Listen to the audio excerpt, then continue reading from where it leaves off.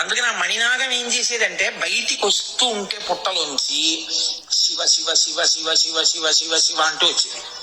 అది శివనామం చెప్తూ తిరిగి శివనామం చెప్తూ ఆహారం తీసుకుని శివనామం చెప్తూ పుట్టలోకి వెళ్ళిపోయింది. అది ఒక రోజున శివనామం చెప్తూ వెళ్ళిపోతోంది. వెళ్ళిపోతుంటే చూశాడు గరుత్మంతుడు. చూసి దొరికిందిరా అందని కొట్టబోయాడు. అది నిర్భయంగా పాకుతూ శివ శివ శివ శివ అంటూ వెళ్ళిపోతాం. పరమేశ్వరుడు ఆయనకి తెలియదే ఉండండి, ఆయన సర్వజ్ఞ, ఆయనకు అన్నీ తెలిసి ఎక్కడేం జరుగుతుందో. ఎప్పుడూ నా పేరు చెప్పే అలవాటు ఉన్నటువంటి మణినాగాన్ని గరుత్మంతుడు కొట్టబోతున్నాడు. ఆయన వెంటనే నందీశ్వరుణ్ణి పిలిచి అన్నాడు, వెళ్ళి రక్షించన్నాడు. నంది ఒకడు శివుడు ఒకడు కాడు, అందుకే వీళ్ళ మధ్యలోకి వెళ్ళాం. వెంటనే నంది నేను వెళ్లి గరుత్మంతుణ్ణి చెనకితే బాగుండదు, శివకేశవులు రెండుగా కనపడే ఒకరు.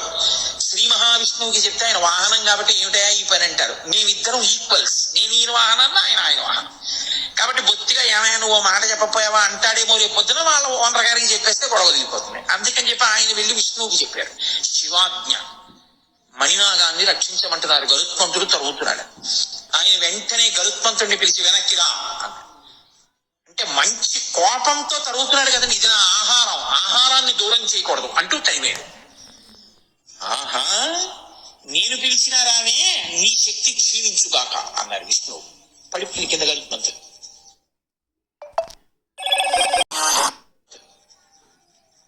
మణినాగం నిర్భయంగా శివ శివ శివ శివ అంటూ వెళ్ళి దాని ఆహారం తీసుకుని ఆయన పక్క నుంచి వెళ్ళిపోయి పుట్టలోకి వెళ్ళిపోయింది.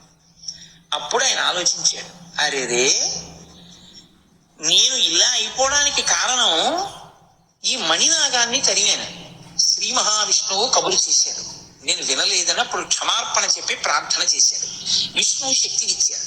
ఈయన వెళ్ళి శ్రీ మహావిష్ణువు పాదాల మీద పడి, ఈశ్వరా నాకంత శిక్ష వేస్తారా అన్నాడు. అంత శిక్ష వేయడానికి కారణం నేను వేసింది కాదు, శివాజ్ఞ. అది శివ శివ శివ శివ అంటూ తిరుగుతుంది, నువ్వు తరమబోయావు. ఆయన వెంటనే కబురు చేశారు కాబట్టి నందీశ్వరుడు వచ్చాడు. నీ శక్తి అందుకు తీసేశాను. శివాజ్ఞ పరిపాలించవలసిందే అందరం. కాబట్టి శివ శివ శివ శివ శివ శివ అనుకున్న మణినాగం బతికిపోయింది ఆయన అనుగ్రహంతో. ఏది సంతతము ఆయన్ని ధరించిందో అది ఆయనకి భూషణం కాదండి. భూషణం అంటే ఏంటి? ధరింపబడినది భూషణం కదా. ఇప్పుడు నేనేదో ఈ ద్రాక్షహారం వేసుకున్నాను, అప్పుడు నాకు అది భూషణం, నేను ధరించాను కాబట్టి. అది నన్ను ధరించింది. ఎలా?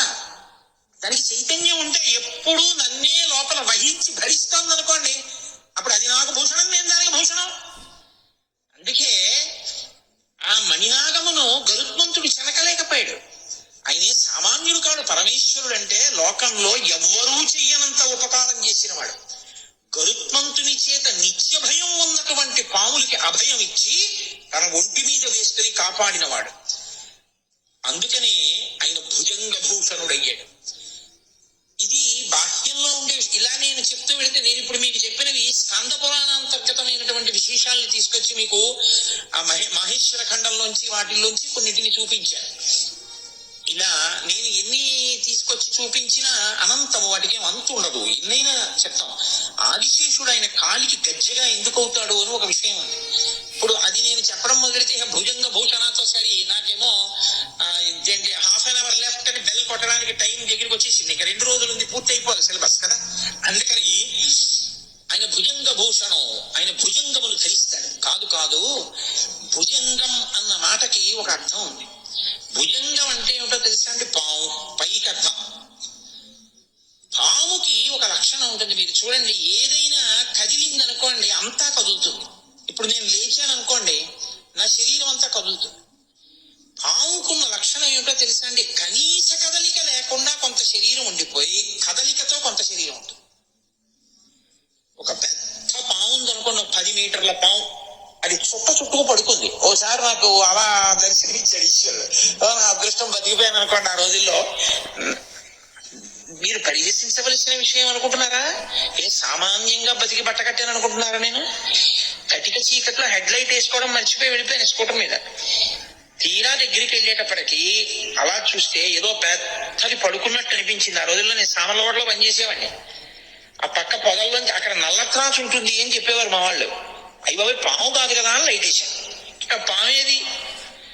దాని మీది నుంచి ఎక్కేయలేక వెళ్ళలేక ఏం చేస్తున్నానో తెలియని స్థితిలో కుడికాలతో బ్రేక్ దొక్కాను స్కూటర్కి. 2 కాళ్ళు స్కూటర్ మీద నిలబడి కూర్చోడానికి కారు కాదుగా, ఎడంకాల కిందకు వచ్చి అది వెంటనే చుట్టుకున్న చుట్టలో ఇలా అడ్డంగా రోడ్డుకున్నటువంటి శరీరం వెనక్కి తీసి పడగ ఇలా ఇలా ఇలా ఇలా వెనక్కి వచ్చి ఇలా విప్పింది. చక్కగా పాదం అక్కడే ఉంది, ఎడం పాదం హెడ్ లైట్ కాంతిలో మెరిసిపోతోంది. ఇలా పైకి ఎత్తి చూసింది, ఇలా కిందకి చూసింది. ఏమో ఈశ్వరుడు ఏమన్నాడో తెలియదు, మరి కొట్టకు అని ఉంటాడు శివాజ్ఞ. అది తలదించి వెళ్ళిపోయింది అట్లేదు. అది వెళ్ళిపోయింది, నేను వెళ్ళిపోయాను.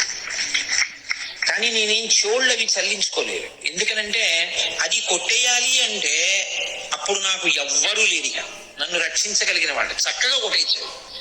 కానీ అది ఎందుకో ఇలా తలెత్తి చూసింది, కిందకి చూసింది, వెళ్ళిపోయింది.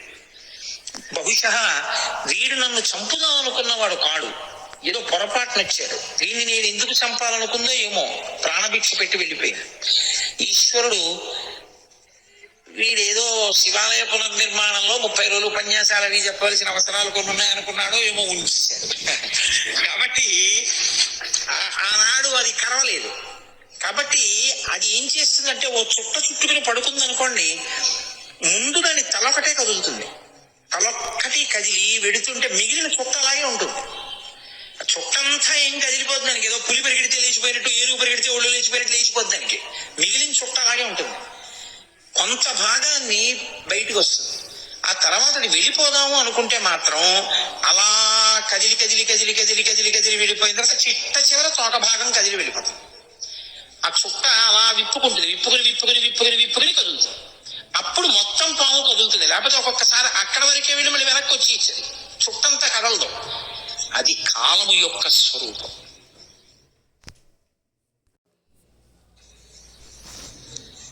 కాలము భూత భవిష్యత్ వర్తమానాన్ని 3 కింద కదిలిపోతుంటుంది. చుట్టొక్కటి చుట్టూ పడుకుంటుంది పాములని.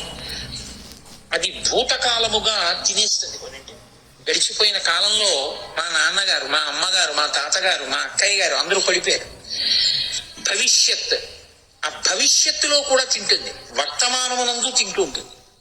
కాలరూపంగా కదులుతుంది. ఆ కదలికకి చుట్టలు చుట్టుకున్నటువంటి ఆ పాము యొక్క శరీరం, ఆ కదలికని కాలం అంటారు. కాలమునకున్న లక్షణం ఏమిటంటే పాప పుణ్య ఫలితములనిచ్చుట, శరీరములనన్నిటినీ పడగొట్టి వేయుట. అన్ని కాలంలో పడిపోతాయి. అటువంటి కాలమునకు అందరూ పడిపోతే కాలమునకు, కాలునికి, కామమునకు లొంగక కాలుణ్ణి కాముణ్ణి కూడా నియంత్రించిన వాడెవడో వాడు భర్గ. అందుకని ఆయనకి అది ఆభరణం. అది ఆయన చెవి పక్కన ఇలా పడగలిక్కుంటుంది, కానీ ఆయన ఇలా నిర్భయుడై ఉంటాడు. ఎందుకని అంటే ఆయన ఆ కాలుణ్ణి ఇటు కాముణ్ణి వశం చేసుకున్నవాడు. ఇది చెప్పడానికి ఆయన భుజంగ భూషణ కాదు. భుజంగం అన్న మాట ఎందుకు వాడారో తెలుసా అండి? భుజంగం అంటే భుజం, అది వక్రయత, ఒకలా కాకుండా ఎప్పుడు కూడా చలతీతి ఇది భుజంగ. వంకర టింకర్లగా నడిచేటటువంటి అలవాటు దేనికుందో దానికి భుజంగం అని పేరు. పాముకి నిలువుగా వెళ్ళడం ఎప్పుడు రాదు. పాము ఎప్పుడు ఇలా వంకర టింకరగానే వెడుతుంది. వంకర టింకరగా వెళ్లే అలవాటు తనంత తాను ఉండిపోయింది ఏదో తెలుసా అండి? ఇంద్రియములతో కూడిన మనస్సు. ఇంద్రియాలు, మనసు తనంత తాను ఇప్పుడు కూడా లేస్తూనే సుప్రభాతం చేసుకుందాం, చక్కగా పూజ చేసుకుందాం, ఈ లోకాన్నంతటినీ మన కుటుంబంలా చూసుకుందాం, ఎవరి డబ్బు గురించి మనం ఆశపడద్దు, ఈశ్వరుడికి నైవేద్యం పెట్టి తిందాం, సూర్యోదయానికి లేచిపోదాం అలా అంటుంది ఏమిటి? అలా ఏమందవు. మనసు, ఇంద్రియములు ఎప్పుడు వంకర టింకరగా తిరుగుతాయి. కుటిలం చరతీతి ఇది భుజంగ. భుజం కుటిలం చరతీతి. కుటిలం అంటే వంకర టింకరగా తిరుగుతుంది. ఈ వంకర టింకర తిరుగుడంతా దేని వల్ల అలవాటైందంటే ఈ ఇంద్రియములతో సుఖములను అనుభవించడానికి అలవాటు పడి ఈ మనసు ఎప్పుడు వంకర టింకర తిరుగుడే తిరుగుతుంది తప్ప తిన్ననైనటువంటి నడక దీనికి రాదు. ఇలా తిన్ననైన నడక రానటువంటి మనసుని ఈశ్వరుడి దగ్గర పెట్టేస్తే ఆయన దాన్ని భూషణ మెడలో వేసుకుంటాడు. ఆ మనసుని ఆయన స్వీకరించి ఆయనే శరణాగతి చేసిన వాడి మనసుని నడిపించగలిగినటువంటి బాధ్యతని తాను స్వీకరించి మిమ్మల్ని తనకి ఆభరణంగా ఆయన స్వీకరించేస్తాడు. అందుకని ఆయన భుజంగ భూషణ. ఏమండి, మరి మేము గతంలో చేసిన పాపాలు మీరు ఒక్కటే జ్ఞాపకం పెట్టుకోండి.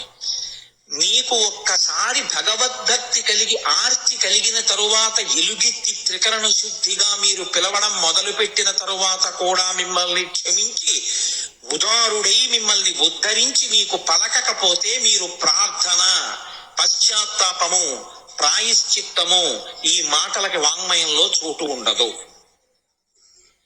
ఇక ప్రార్థన అసలు నేను ఎందుకు చెయ్యాలి? నేనేదో పాపం చేశాను, ఏమీ కుదరదు, ఇప్పుడు నేను మారానంటే కుదరదు, అవి అనుభవించు అని ఈశ్వరుడు అన్నాడు అనుకోండి. అప్పుడు నేను ఇంకిప్పుడు మారడానికి అసలు ఎందుకు సాధన చేయడం, ఎందుకు ఇప్పుడు ప్రయత్నం చేయడం? నేను ఎలాగో నేను చేసినవన్నీ అనుభవించాలి, ఇప్పుడు చేసినవి ఎప్పుడో అనుభవంలోకి వస్తాయి. కాబట్టి ఆయన ఏం ఉపకారం చేస్తాడు? ఆయన ఏమీ చేయడు. మీరు ఏ కర్మలు చేశారో ఆ కర్మలు ఈశ్వరుడి కింద గొప్పవి కూర్చున్నాయి. అవునా కదా? మీరు కొంచెం జాగ్రత్తగా ఆలోచించండి. నేను గోదానం చేశాను, ఆయన ఫలితం ఇస్తాడు. నేనేదో ఎవరినో బాధ పెట్టాను, దానికి ఫలితం ఇస్తాడు. నేను బాధ పెట్టినటువంటి పాపాన్ని తీయలేడు, నేను గోదానం చేసిన పుణ్యాన్ని ఆయన తీసేయలేడు. ఇప్పుడు కర్మ గొప్పదా, ఈశ్వరుడు గొప్పవాడా? కర్మ గొప్పది. అప్పుడు ఈశ్వరుడి స్థితి ఏమిటి? అది కాదు సనాతన ధర్మంలో.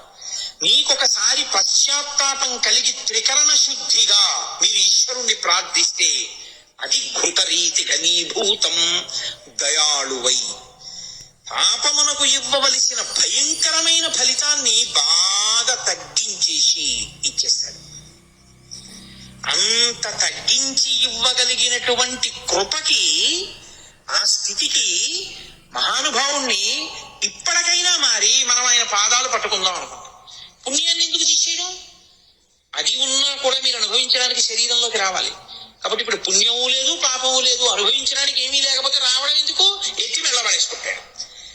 ఇంత పాపపు నడవడి కలిగిన వాడిని ఆయనకు ఆభరణం అయిపోయాడంటే, ఒకప్పుడు పాపపు నడవడి, ఇప్పుడు ఆయన మెళ్ళలో ఉంటే ఆరాధనీయము. అది ఆ వాసుకి మీకు అనుగ్రహ ప్రదాత అయిపోతాడంతే జీవుడు, ఆ స్థితిని పొందేస్తాడు. ఇది చెప్పడానికి ఆయన భుజంగ భూషణ. మీ పిల్లలు అడిగిన భక్తి అన్న మాటకు అర్థం ఏంటి? వేదం చెప్పింది చేస్తే కదా భక్తి. అప్పుడు భక్తి లేని స్థితి, భక్తి ఉన్న స్థితి. అది మెట్ట వేదాంతం అంటారు, అర్థం లేని వాదం, అది పిడివాదం. కాబట్టి ఆ స్థితిలో ఎవడు నిలబడతాడో వాడికి ఆ కర్మలు మళ్ళీ ఇంకా ఫలితాన్ని ఇవ్వడము అనేటటువంటిది ఉండదు. ఆయన ఖాతాలో ఆఖరికి వెళ్ళేటప్పటికి ఈశ్వరుడు ఏం చేస్తాడంటే కుడి చేతి వైపు పేజీ మీద ఇలా కొట్టేస్తాడు. ఏం లేదు, పాపం తీసేశాను, పుణ్యం తీసేశాను. పుణ్యం లేదు, పాపం లేదు, అనుభవించడానికి ఏం లేదు. కాబట్టి ఏం చేస్తాడు? నవ్వుతూ వెళ్ళిపోయే స్థితి ఇచ్చేస్తాడు. నవ్వుతూ వెళ్ళిపోయాడు కదా, రావక్కర్లేదు, తన మెళ్ళలో పడేసుకుంటాడు. అది పాము అని మీరు అనుకుంటున్నారు, కానీ ఇప్పుడు అది భుజంగ భూషణ, తన మెళ్ళలో వేసుకుంటాడు. ఇది ఆయన ఇవ్వగలడు కాబట్టి మరి ప్రార్థించారు. నేనేమీ చెయ్యలేదని చెప్తున్నాను, నన్ను అనుగ్రహించన్నారు కొంతమంది. శ్రీశైలేషు భజింతునో యభవ కాంచీనాథు సేవింతునో కాశీవల్లభ పల్వబోధన మహాకాళేషు పూజింతునో నా శీలం మణువైన మీరు వణుచును రక్షింపవే నీ కృపాశ్రీ శృంగార విలాసహాసముల చేసి కాళహస్తీశ్వర అంటాడు ధూర్జటి. కాబట్టి భుజంగ భూషణ అంటే కుటిలముగా వంకర టింకర్లగా తిరిగేటటువంటి అలవాటు ఉండిపోయినటువంటి స్థితి నుంచి ఉద్ధరించగలిగిన వాడు. అంటే మనసు కోర్కెతో వెంపర్లాడకుండా చేయగలిగినటువంటి స్థితి ఉన్నవాడు. అయితే మీరు నాతో ఒక మాట అనొచ్చు, అయితే ఏమండి భాగవత సప్తాహం చేద్దామని ఉంది, ఆ కోరిక కూడా మాకు పుట్టకూడదా? మరి అది కూడా కోరికేగా. మరి ఆ కోరిక తీర్చుకుంటే మళ్ళీ ఇంకోసారి సప్తాహం చేద్దాం అనిపిస్తే తప్పేమో. మీరు ఎప్పుడూ ఒకటి గుర్తుపెట్టుకోండి, వెంకటేశ్వర స్వామి వారి ముందు నిలబడి ఇద్దరు నమస్కారం చేశారు. ఒక ఆయన అన్నాడు, ఈశ్వర నా కొడుక్కి మంచి ఉద్యోగం వచ్చేటట్టు చూడు. ఇప్పుడు ఆయన కామిత భక్తుడు, ఆయనకి కామ్యముతో నమస్కరించినాడు. ఇంకొక ఆయన అన్నాడు, ఈశ్వర మా ఊళ్ళో వెంకటేశ్వర వైభవం చేద్దాం అనుకుంటున్నాం, నిర్విఘ్నంగా వెంకటేశ్వర వైభవం యొక్క ప్రయోజనం అందరికీ అందేటట్లుగా చూడు అన్నాడు. ఇద్దరూ కోరికలు కోరిన వాళ్లేనా? కాదు శాస్త్రంలో. ఎవడు కేవలము ఈశ్వర భక్తిని మాత్రమే కోరాడో వాడు కోరనివాడు. ఈశ్వర భక్తి వినా ఈ లోకమునందు పనికొచ్చేవి మాత్రమే కోరినవాడి. కాబట్టి భాగవత సప్తాహం చేయడం కోరికేనా అంటే కోరిక లేని స్థితి అవుతుంది అది. ఎందుకంటే అది ఉద్ధరణ మార్గం. మీరు ఒక్కటే గుర్తుపెట్టుకోవాలి, తాడే ఇలా తిప్పేశారు, కట్టేశారు, ఇలా తిప్పేశారు, విప్పేశారు, అప్పుడు తాటిని తిప్పారు, ఇప్పుడు తాటిని తిప్పారు. కానీ ఒకసారి తిప్పితే కట్టుకుంది, ఒకసారి తిప్పితే విప్పుకుంది.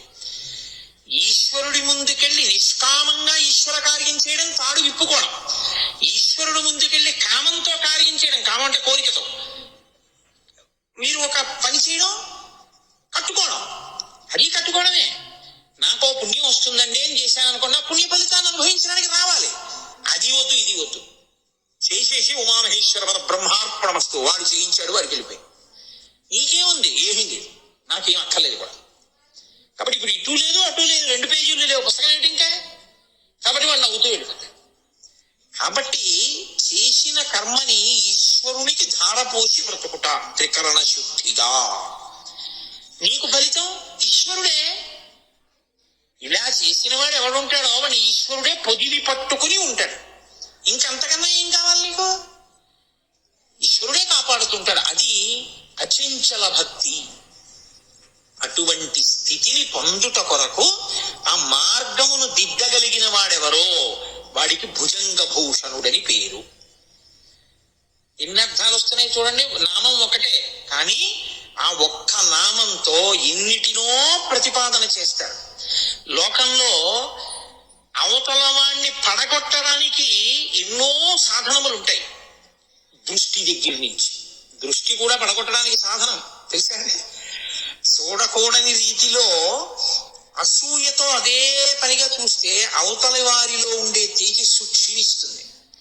నేను అలా క్షీణించకుండా కొన్ని జాగ్రత్తలు తీసుకుంటూ ఉంటారు. అప్పుడు ఆ దృష్టి నుంచి ఇది విరిగిపోతుంటుంది. అలా విరగగొట్టగలిగినది ఎలా ఉంటుందో అలా అది శివం. ఈశ్వరుని పడగొట్టడానికి నీకు ఏ సాధనములు ఉండవు లోకంలో. నీకు బాహ్యంలో ఎవరినైనా పడగొట్టడానికి ఏవైనా ఉంటాయేమో, కానీ లోకంలో ఈశ్వరుణ్ణి పడగొట్టడానికి మాత్రం ఏదీ లేదు. అందుకే సనాతన ధర్మంలో ఈశ్వరుడే చచ్చిపోవడం అనేది ఎప్పుడు ఉండదు. భగవంతుడే భక్తుల చేతిలో చనిపోవుట ఆ మాట అసలు ఉండదు ఆయన దగ్గర. రాక్షసుల చేతిలోనో భక్తుల చేతిలోనో ఆయనే చచ్చిపోతే ఇంకేమిటి ధర్మం ఎక్కడి నుంచి వస్తుంది?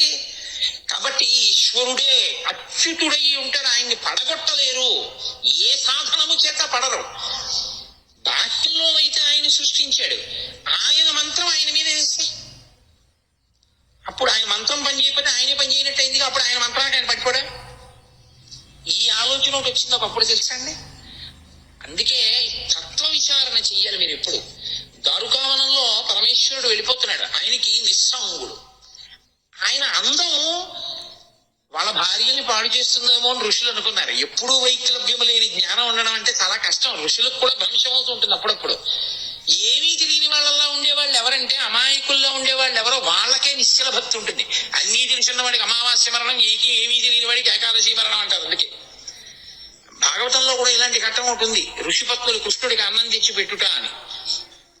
కంసుడికి భయపడి ఋషులు తేలేదు, ఋషిపత్నులు తీసుకొచ్చి పెట్టారు. పెడితే మోక్షం పొందారు వాళ్ళు. అలాగే దారుకావనంలో పరమశివుడు వెళుతుంటే ఋషిపత్నులు ఆయన వెంట వెళ్ళారు. ఋషులకు ఆగ్రహం వచ్చింది, అదేమిటి ఈయన మా పత్నులు ఆయన వెంట వెళుతున్నారు. ఆగ్రహం వచ్చి వెంటనే పరమేశ్వరుణ్ణి నిర్జించాలని బాహ్య సాధనములు కొన్ని వేశారు ఆయన మీదకి. ఒక ఇనప శూలాన్ని వేశారు, ఆయన దాన్ని వంచిలా పట్టుకున్నాడు. అలా ఒక పులిని విడిచిపెట్టారు, దాని తోలు ఒలిచి కట్టుకున్నాడు. ఆఖరణ వాళ్ళు ఏం చేశారంటే ఆయన మంత్రములతో సృజించినవి ఆయన రూపములే కాబట్టి ఆయన్ని పడగొట్టకపోతే ఆయనే పని చేయనట్టు. కాబట్టి అది వేసేస్తామని ఒక ఆభిచారిక హోమం చేసి అందులోంచి ఒక పావుని సృష్టించి ఆయన మీదకి విడిచిపెట్టారు. ఆయన పాము దగ్గరికి వస్తుంటే దాన్ని తీసి ఇలా పట్టుకుని అలా మెళ్ళో పడేసుకుంటే అలా కూర్చున్నారు.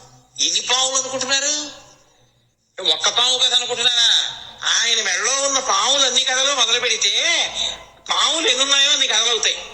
కాబట్టి భుజంగ భూషణ అంటే అదే అయిపోయే నామం కాదు అది. ఆ భుజంగ భూషణ తత్వము ఎంత వెళ్ళిపోతుందో, ఎంత దూరం వెళ్ళిపోతుందో. కాబట్టి నన్ను నిర్జించగలిగినవి, నన్ను పడగొట్టగలిగినవి ఎక్కడా ఏవి ఈ లోకంలో లేవు. మీరు మీ ఉద్ధరణకి వాడుకోవాలి తప్ప నన్ను పడగొట్టడానికి పనికొచ్చేవన్నవి ఎక్కడా ఏ సాధనమునందు లేదు. నేను అచ్యుతుడను, అన్ని నా ఇందు లీనమైపోవలసిందే తప్ప నన్ను పడగొట్టగలిగినవి లేవు. ఇది నిరూపించడానికి ఆయన పావును తీసి మెడలో వేసుకున్నాడు కాదు. ఇంకొక అర్థం ఏమిటో తెలుసా అండి?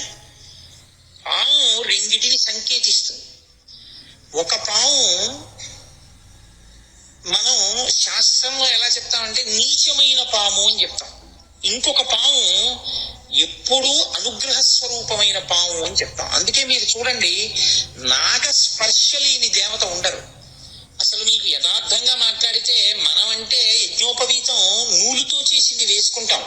పరమేశ్వర స్వరూపాలు ఏవి కూడా యజ్ఞోపవీతాలు నూలుతో చేసినవి కాని బంగారంవి కాని వేసుకో. అవి నాగ యజ్ఞోపవీత ధారిణం. ఆయన నాగమును యజ్ఞోపవీతంగా వేసుకుంటాడు, పావుని వేసుకుంటాడు యజ్ఞోపవీతంగా. శ్రీ మహావిష్ణువు నాగశయనుడు, ఆయన శేషుడి మీద పడుకుంటాడు. పరమశివుడు నాగాభరణుడు. వినాయకుడు ఏదో వడ్డానం పెట్టుకున్నట్టు పావును దాన్ని ఇలా తీసుకొచ్చి ఇలా ముడేసుకుంటాడు. ముడేసుకుంటే అది ఇలా పడగ విప్పి ఆ భజనంతటినీ చుట్టూ ఇలా ఉంటుంది, అదో వడ్డానంలా ఉంటున్నాయి. మీరు ఎవరిని చూడండి, ప్రతి వాళ్ళకి నాగము ఆభరణమై ఉంటుంది, నాగాభరణము ఉండి తీరుతుంది. అసలు ఇంకా మాట్లాడితే నాగాభరణాలు పెట్టుకున్నారని శ్రీ మహావిష్ణువు ఈ పక్కల్లో పెట్టుకున్న వాటికి ఇలా పడగలు పట్టుంటాయి, నాగాభరణం పెట్టుకున్నాడంటే. అందుకే చంద్రశేఖర భారతీ స్వామి వారి దగ్గరికి కొంతమంది వెళ్తే ఆయన అందరినీ పేర్లు అడిగితే చెప్పారు. ఒక ఆయన వీళ్ళందరూ వెళ్ళిపోయాక చెప్తానన్నారు. ఏమలాగా అంటే కాదు లేడి చెప్పుకోవడానికి కొంచెం మొహమాటం అన్నాడు ఆయన. అందరూ వెళ్ళిపోయాక ఒక ఆయన వీళ్ళందరూ వెళ్ళిపోయాక చెప్తానన్నారు. ఏమలాగా అంటే కాదు లేడి చెప్పుకోవడానికి కొంచెం మొహమాటం అన్నాడు ఆయన. అందరూ వెళ్ళిపోయాక ఏమిటి పేరు అన్నారు ఆయన. భుజంగం అండి అన్నాడు. భుజంగం అంటే చెప్పడానికి భయం ఎందుకు అన్నారు ఆయన. భుజంగం అంటే పాము కదండి, సిగ్గేసి చెప్పలేదన్నాడు. అంటే ఆయన అన్నారు, చంద్రశేఖర భారతీ స్వామి వారు, మీ నాన్నగారు అమ్మగారు చాలా దూరదృష్టి ఉన్నవారు. లోకంలో అన్నిటికన్నా తక్కువ విలువ ఉన్న దాన్ని అలా పడేస్తారు, బాగా విలువైన దాన్ని బీరువాలో పెట్టి దాచుకుంటారు దొంగలకి దొరకకూడదని. ఇంటికి వెళ్ళి ఉత్తరీయం తీసి అలా పడేస్తాను, లాల్చీ తీసి ఉతకడానికి పడేస్తాను. మెళ్ళో రుద్రాక్షమాల మాత్రం జాగ్రత్తగా పెట్టుకుంటాను. అలాగే భుజంగం పాము విష్ణువుకి శయనం, ఆయనకి ఆభరణం. కాబట్టి నిన్ను ఎవరో ఒకరు చూడటం కాదు, శివకేశవులు ఇద్దరు కూడా జాగ్రత్తగా చూస్తారు. అందుకని వాళ్ళు నీకు భుజంగం అని పేరెడితే చెప్పడానికి మొహమాటపడతానటో, నీకన్నా గొప్ప పేరు ఎవరికి ఉందన్నారు ఆయన. నువ్వు చూసే దృష్టికోణంలో ఉంటుంది భక్తి అన్నది. కాబట్టి ఒక పాము ఎప్పుడూ పాలు చేస్తుంటుంది. ఏది ఆ పాము అంటే దేవతలలోనే ఉండేటటువంటి దేవతా స్వరూపం రోహిణీ శక్తి అంటారు. ఆవిడ ఏం చేస్తుందంటే మనం తిన్నటువంటి ఆహారంలో అత్యంత సూక్ష్మతమైనటువంటి దాన్ని చాలా తక్కువ, అంత శక్తివంతంగా మార్చి శరీరంలో తేజస్సుగా తయారు చేస్తుంది.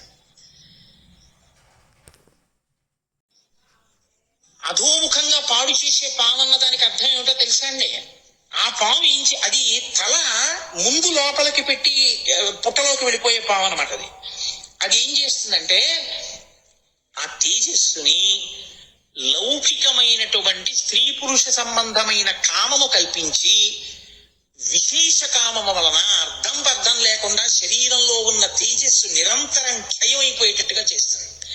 దాని వలన తేజోహీనుడై ప్రాణశక్తి గ్రసించబడి ఓజోశక్తి పెరగక, జ్ఞాపక శక్తి ఉండక, విషయాలని ధారణ చెయ్యలేక, ఆసన శుద్ధితో కూర్చోలేక, ఈశ్వరుడు యందు జ్ఞాననేత్రము తెరవలేక ధ్యాన శక్తి నశించిపోతూ ఉంటుంది. దాని వలన ఈశ్వరుడిని చేరలేడు. ఇంకొకటి ఊర్ధ్వముఖ చలనం చేస్తుంది, అది పైకెక్కుతుంది. దాని ఆ మంత్ర రహస్యాన్ని బహిరంగ వేదికల మీద చెప్పేది కాదు. అది ఆ కుండలి యోగం గురించి. అది ఆ పాము ఓజోశక్తిగా మారుస్తుంది, తేజోశక్తిని ఓజోశక్తిగా మారుస్తుంది. ఆ ఓజస్సుగా మార్చగలిగింది ఈశ్వరుడికి దగ్గర చేసేస్తుంటుంది. కాబట్టి ఇప్పుడు పైకెత్తగలిగిన పాము ఒకటి, పడగొట్టగలిగిన పాము ఒకటి. ఈశ్వరుడు కింద పడిన దాన్ని ఎత్తి పైనేసుకున్నాడు అంటే పాడై దాసుడైపోతున్న నువ్వు నీ ఇంద్రియములను నువ్వు అదుపు చేసుకోలేకపోతే ఈశ్వరుడి యొక్క పాదములు పట్టుకుని ప్రార్థన చేస్తే శ్రీ శర్వాణి నిజాంకమందునకు చుంజన్నందలంబోదరుండీశా దక్షిణ శక్తి దేహమున తాని పారియుండంగా రాత్రీషుండుత్తమ దేహములందు వెలుగుల్ రంజిల్లగా నొప్పునో కాశీనాథయ సంగవేడతను నా కామ్యార్థముల్ వేట్కతో అని నువ్వు పరమేశ్వరుణ్ణి ప్రార్థన చేస్తే ఆయన ఎత్తి మెడలో వేసుకుంటాడు. మెడలో వేసుకుంటే అప్పుడు నువ్వు సంతోషంగా పైన పడగ విప్పి నిలబడగలుగుతావు. ఈ తేజోశక్తిని ఓజోశక్తిగా మార్చగలిగినటువంటి స్థితిని ఇయ్యగలవాడను నేను అని చెప్పడానికి ఆయన భుజంగ భూషణుడై ఉంటాడు. ఇన్నిటిని చెప్పడం భుజంగ భూషణ అన్న మాట వెనక ఉండేటటువంటి నామం వెనక ఉండేటటువంటి రహస్యం. ఈ భుజంగ భూషణుడైన వాడు సరే అక్కడ వరకు వినండి చాలు, మీరు ప్రాజ్ఞులు, మీకు ఎన్నో తెలుసు, నేనేదో చెప్తానంతే.